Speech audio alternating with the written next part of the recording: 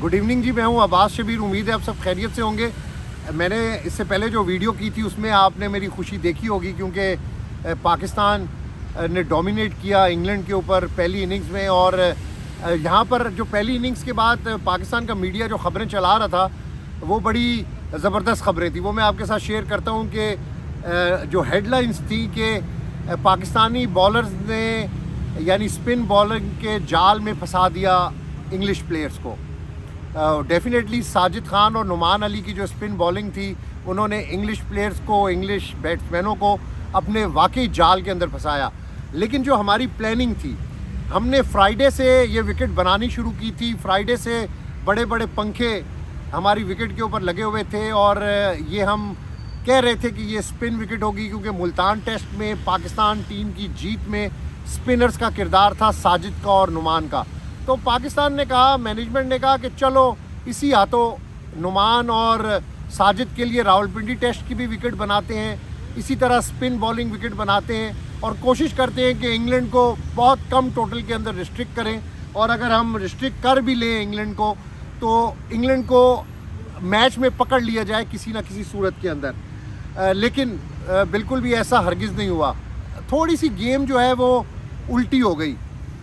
हमने स्पिन के जाल में तो फंसा लिया इंग्लैंड की टीम को, लेकिन उसके बावजूद इंग्लैंड ने 267 एक बड़ा टोटल पाकिस्तान के सामने रख दिया इस विकेट के ऊपर, जहां पर एक स्पिन बॉलिंग थी और आप देखेंगे बॉल इतनी मूव हो रही थी, स्पिन ट्रैक था।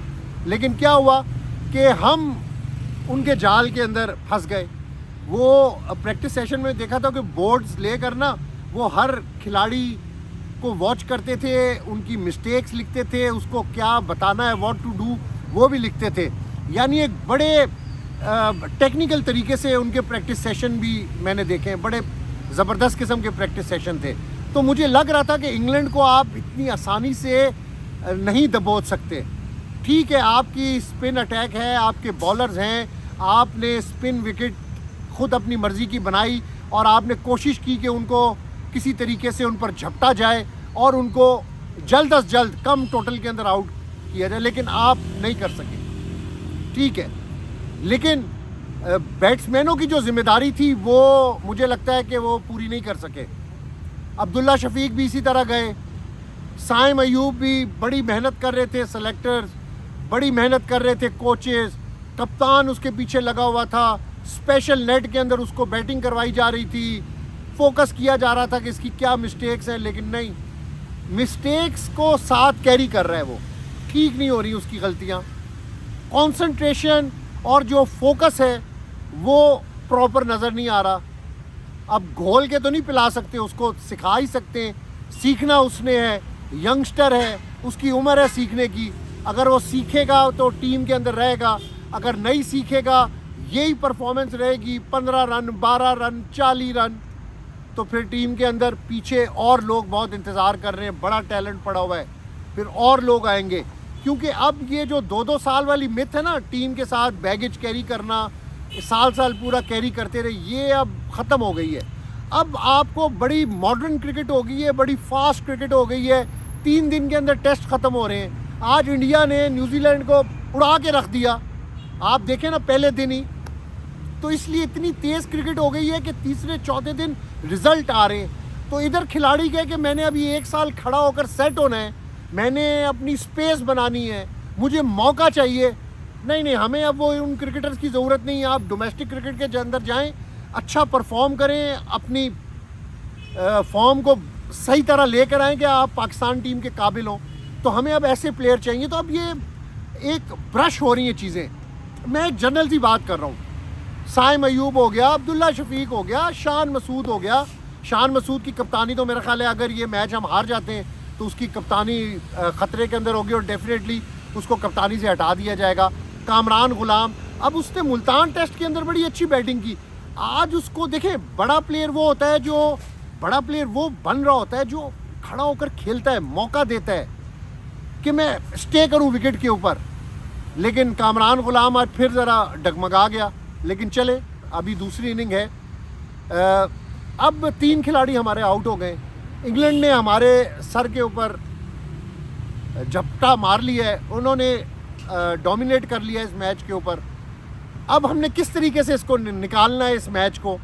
अब विकेट जो है, जो पंखों की मदद से आपने बनाई है, आपको पता था कि हम बड़ी अनप्रिडिक्टेबल सी हमारी टीम है, किसी वक्त भी कुछ कर सकती है। आज हम नहीं उनको रिस्ट्रिक्ट कर सके कम टोटल के अंदर, लेकिन हमें बैटिंग के अंदर अपने आप को कुछ करना था खड़े होकर, हमारे जो शुरू के प्लेयर्स हैं, लेकिन वो नहीं कर सके। अब 3 आउट हो गए, सारा प्रेशर जो है वो पीछे खिलाड़ियों के ऊपर आ गया है। यही कहते हैं कि प्रेशर जो है वो डिवाइड करें। आप इस गंदे तरीके से कभी कभार आउट हो जाते हैं, एकदम बैठ जाते हैं कि पूरा प्रेशर बाकी टीम के ऊपर आ जाता है। अब अब्दुल्ला शफीक के ऊपर प्रेशर है, अब सऊद शकील के ऊपर सारा प्रेशर है। अब प्रेशर ही प्रेशर है भाई। अब हमें इस प्रेशर से कल किस तरीके से निकलना है कि कल हमने विकेट को रीड करना है, कल हमने बॉल को देखना है कि किस तरीके से आ रहा है। हमने जल्दबाजी नहीं करनी, हमने शोदागिरी नहीं करनी, हमने मैच बचाना है, इनिंग्स बचानी है, स्कोर करना है। इंग्लैंड के 267 से कोशिश करनी है कि हम 100-150 की लीड दें।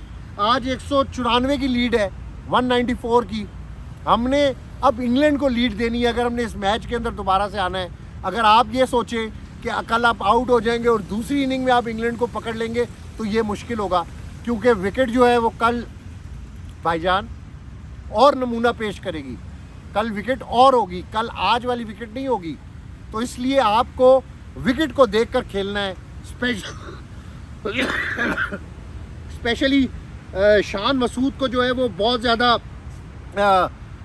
फोकस करना होगा कल के दिन के ऊपर। फिर रिजवान के ऊपर बड़ी जिम्मेदारी है, रिजवान आएगा। अब रिजवान को कल साबित करना होगा कि वो बड़ा क्रिकेटर है। अगर वो खड़ा हो जाता है, टीम को बचा लेता है, तो फिर हम कहेंगे कि नहीं यार ये बड़ा क्रिकेटर है। अगर ये टीम को नहीं बचा पाएगा, उसी तरह खेलेगा। चलो आप ये यंगस्टर्स को तो छोड़े ना, अब रिजवान तो सीनियर प्लेयर है, सारी जिम्मेदारी है अब रिजवान के ऊपर, सलमान अली आगा के ऊपर।